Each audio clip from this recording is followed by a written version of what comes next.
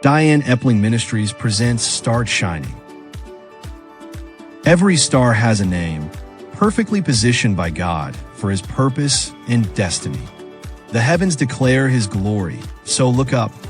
It's time for you to start shining. And now here's Diane with this week's message.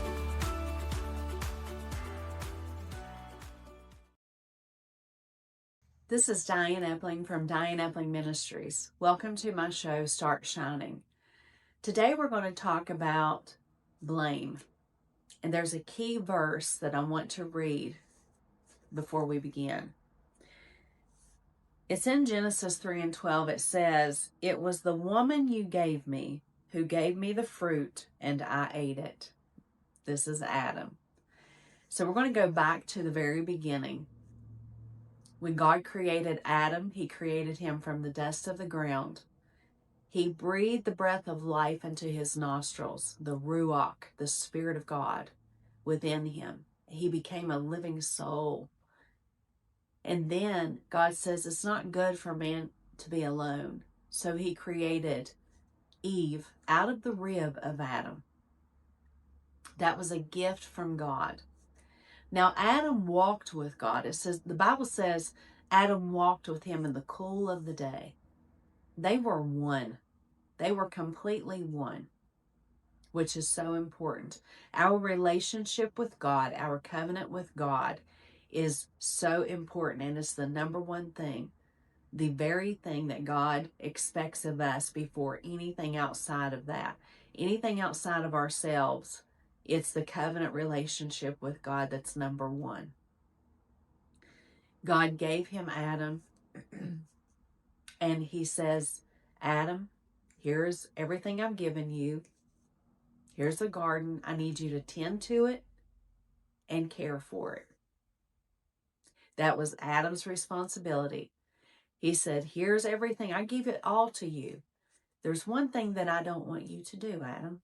I don't want you to eat of the tree of knowledge of good and evil." He had access to everything else, but that one thing God told him not to do. So Adam had talked to his wife. We know this. He had to have told her, "Do not eat." God said, "Do not eat of the tree of the knowledge of good and evil." And one day, Eve goes to this tree. She sees the fruit, and it was pleasing to the eye, the Bible said, which is lust of the flesh. There are things that look good and seem like they're going to be pleasing to us, but it's nothing but lust of the flesh, and it will bind us into sin and kill our spirit. And so she takes the fruit, she eats it, and then she gives it to Adam. Adam at that moment had a choice to make. And he should have made the choice to listen to God and stay in his covenant relationship with the Lord, number one. But he didn't do that. He went ahead and ate of it. Why he did that, I don't know, but he did. And then, after all of it happened, they hid themselves because their eyes were opened at that moment and they saw themselves naked. They never saw themselves that way before. But the covering had lifted, and their eyes were opened, and they hid themselves from God because they were afraid. Then here comes the Lord, and He says, "Adam, where are you?" Now, He didn't say, "Eve, where are you?" He goes straight to Adam. Why? Because He had created Adam. Adam was one with God. Adam knew. He knew what to do and what not to do. So He was holding Adam responsible. He calls out to Adam. See, God will call out our names. He will call out to us and ask us, "Hey, why have you done this?" Or, "Where are you at? Where are you in this moment of time? You shouldn't be here. You should be over here with me." You were walking with me. You were doing everything with me. You were in covenant relationship with me. Why have you come out of the covering and you're hiding? God knew what the answer was, but he called him out. He'll call us out because he wants us to answer him. See, we don't like to be called out for the things that we haven't taken responsibility for, but God makes sure that he calls us out. There will come a time that you're going to be called out. God's going to call you out. It says that sin is pleasurable for a time,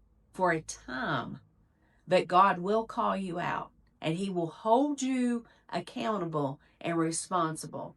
Because here's the thing, the day that you walk into the gates, the day that you face God, that day, your spouse will not be there with you, your mom, your dad, your children, your grandchildren, your brothers, your aunts, your sisters, your aunts, uncles, they're not going to be standing there with you. It's you one-on-one with God. And you will give an account for everything you've done. You won't be able to look over at somebody and say, when God asks you a question, why? Where are you? When this happened? What happened here? You're not going to be able to look over and say, well, she or he told me to do this and that's why I did it. No. We all have free will and choice, and God gave it to us, and we have to answer for it. So the first thing Adam does is blame. He blames God.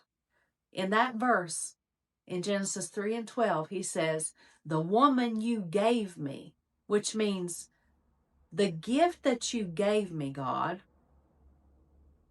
the person you gave me, which was created out of him, it was a part of him, they were one. He says, the woman you gave me, it's her fault. Or the woman you gave me, it's your fault, God. And then he blames her. She gave it to me. The woman you gave me, the gift you gave me, then she gave me the fruit and I ate it. So he blamed God, blamed Eve, and then says, I did it. Isn't that what happens? Well, it's so-and-so's fault. It's your fault, God. I blame you, Lord. This should have never happened to me, God. You're the one that gave this person to me. You're the one that gave this to me. And then this happened. And then we blame the other person. It goes to God, then it goes to them. And then we say this is why we did it. So let's talk about covenant. There was Sarah and Abraham, which was at the time Sarai and Abram. And God had told Abraham, he said, I will give you a son. And he said, your descendants will be as the stars of the sky and as the sands of the seashore. That's how many your descendants will be. So he couldn't count all of them. He made a covenant with Abraham. And as they went along, Sarai got a little bit tired of waiting. And so she decides to have her handmaiden, Hagar, be with Abram so they could have a child. She wanted to go ahead and get ahead of God and birth a son. We want to get ahead of God sometimes. We can't do that. And so they birthed an Ishmael. His name was Ishmael. And then when that happened, she blamed, it says here, that she had arranged for Hagar to have a child with Abram, but later blamed Abram for the results. So it was her decision to go on with this. He made the decision too, to go ahead, go outside of the covenant that God had made with him, that he made with the Lord. And then later on, she gets upset and blames Abram for it. Now, see, that's what happens when we go outside of the covenant of God. We get upset and we start blaming. It's the blame game, which is Satan's game. Blame, blame, blame, blame. Satan's game. God doesn't play games. Satan does. And he does it well. And we have to recognize that it's a game and that we're not going to play it. And we're going to stay in covenant with God. So it's easier to lash out at someone when you're blaming in frustration and accuse them rather than to admit your own error and ask for forgiveness. It's easier to do that. That way you don't have to accept the truth. You don't have to look at the truth. You don't have to be responsible, you think, for it. But see, when they birthed Ishmael, and we can birth what we call an Ishmael, which is not the promise of God. When they birthed Ishmael, it was not the promise that God had made with Abraham. Isaac was the promise. Isaac is a representation of Christ. So they went ahead of God and they birthed something that God didn't tell them to do. But God went ahead and blessed it, but it was not the promise of God. It was not going to fulfill what God told Abraham. And then later on, she gets pregnant. She gives birth to Isaac. And we know the story, that he takes Isaac up to the mountain. He takes him up to be sacrificed. He listened to God. And God had a ram in the thicket. He already had the provision. And see, God already has the provision for us when things like this happen. It's the promise of God. Isaac was the promise. God had given that to Abraham, the covenant. See, we have to stay in covenant relationship with God. So he had given him this promise. And God fulfilled it. God fulfilled it, even though they went ahead of God, even though they made a mistake, even though they birthed something that was not going to fulfill what God said. God still gave the promise that he had said in the beginning because of the covenant that he made with Abraham.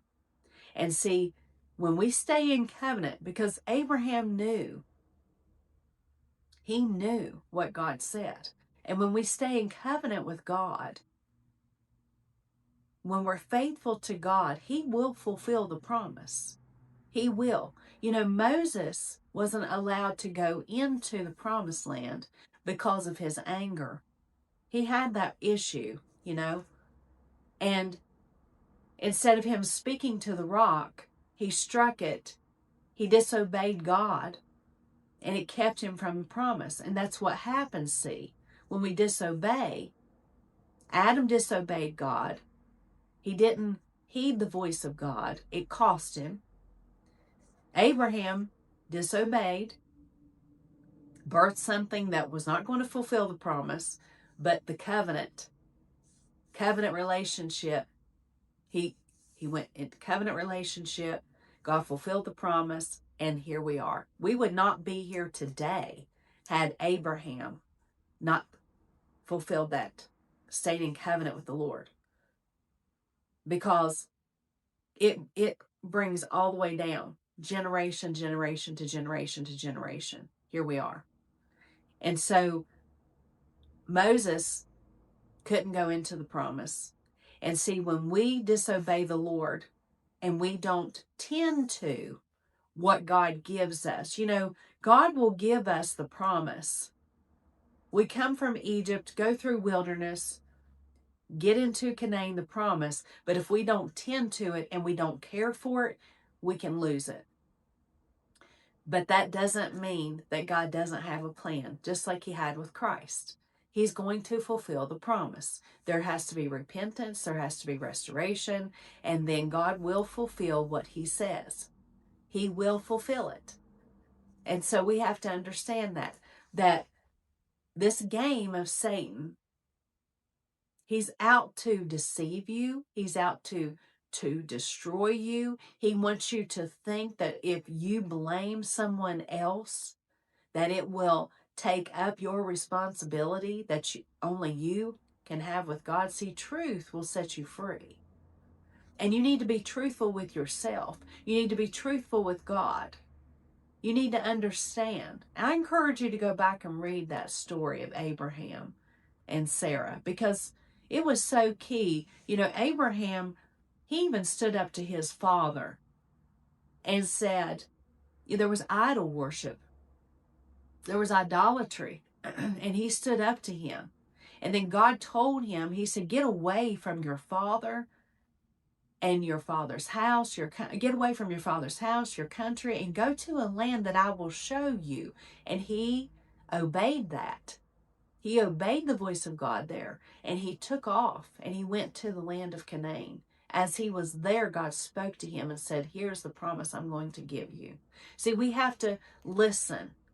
We can't listen to other people and outside voices more and heed to the vows that we've made with man more than we've made with God. God's covenant is greater than any covenant with man that you'll ever make. You have to understand that. Your covenant with God is the covenant that's going to matter. The covenant. And then he will take care of the relationships that he places in your life as long as you stay in covenant with him. Because the two are one. And then when you are in relationship with somebody else, they're in covenant with God, then there's a 3-in-1. And so we have to take the responsibility. And covenant is very, very, very important with God. And so an institution outside of that covenant is never greater than the covenant relationship with the Lord. And so I encourage you to look within yourself, look within and say, Lord, is there something that I need to lay down at the altar, at the foot of the cross? Is there something that I need to lay down and look within and say, this is something that I need to take responsibility over? I see the truth in this, and I can't blame somebody else for my own failures and mistakes that I didn't do, that I wanted it my way and not your way, and I went ahead of you, just like Sarai. She went ahead of God and birthed something that was not of God. And I mean, we want what we want right now, but we have to wait. We have to wait upon the Lord. It says, those who wait upon the Lord will renew their strength. They will mount up on eagle's wings. They will run and not grow weary. They will walk and they will not faint. So we have to remember that God's strength will carry us through, that our covenant with God will carry us through. We have to get back to that covenant. We have to have that covenant relationship restored. God restores to the original, not what we've lost, not the things. There's no amount of money and material things that can ever replace your covenant relationship with God. That's the most important thing. And when he brings that union together, it's the most beautiful thing in the world. It's the beauty of it is beyond what we can see. It's the throne of God. It takes you to heaven. It's the eyes of God. It's the promise of God that one day you're going to be right here with me. And so I need you to stay with me in this. I need you to walk with me in this. And he'll fulfill everything else. He'll bring everything else around. He'll bring everything to you. As you walk with him, you'll grab this piece and that piece, but you're never to look outside of that covenant relationship for the things that you're so impatiently waiting for. Because if you stay in covenant with him, he'll bring it all to pass. He'll make sure that the promise is fulfilled. He'll make sure of it. So Don't let your light go out for somebody else. God never called you to do that. He never did. You have a light within. Start shining. Have oil ready in your lamp. There's a reason for it, because Christ is returning. He's restoring you. He wants you back. Get truthful with Him. Lay it all at the foot of the cross and walk with God. Start shining. Be who God's called you to be. Have a blessed week. I'll see you again. For more information, please visit DianeEpling.com. Start shining. God bless you, and see you next week.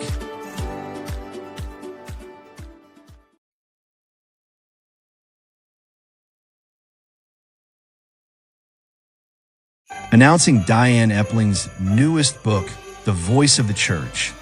Just in time for Christmas, perfect for Christian book lovers on your gift list. The Voice of the Church and Diane's 2 other books are now available at DianeEpling.com. Don't delay. Get yours today and enjoy these very inspired and captivating books. My Daily Thread Boutique is having their autumn clearance sale to make way for our beautiful new clothing and accessory line arriving for Christmas gift giving. Enjoy 50% off selected items. Hurry, clearance inventory will go fast. Enjoy a sneak peek of some of the latest clothing items now on clearance.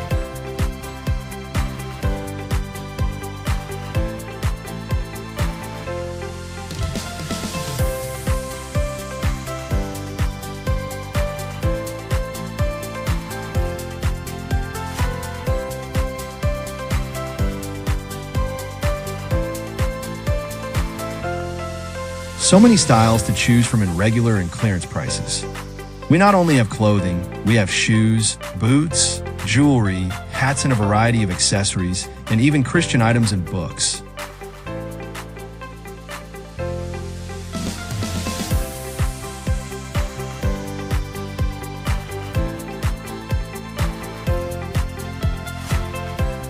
So, hurry on in today. We are located at 610 North Eisenhower Drive, Beckley, West Virginia, or shop with us online at mydailythread.shop.